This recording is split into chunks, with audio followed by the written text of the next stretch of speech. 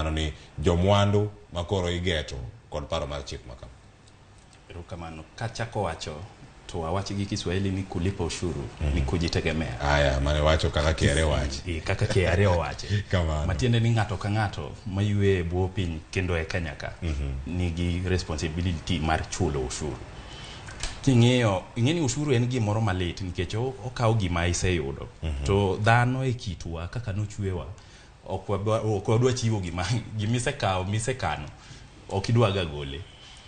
Emomiyo ibiro yudo ka ji bedo gi yore mopogore opogore mondo mi either giket gino bed mapiny kata gichule completely.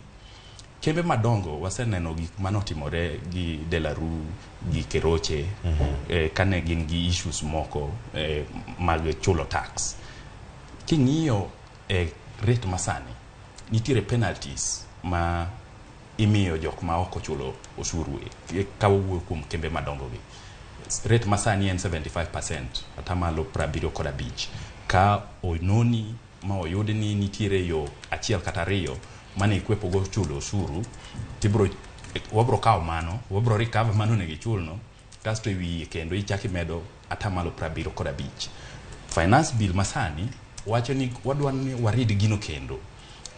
Ibro replace 75 no gi double. Matiende ni kane in gi tax liability mar 1 million, okichule, wabro kete double.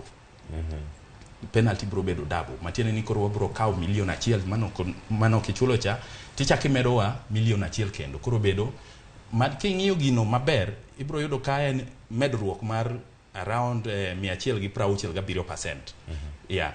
Koro en late.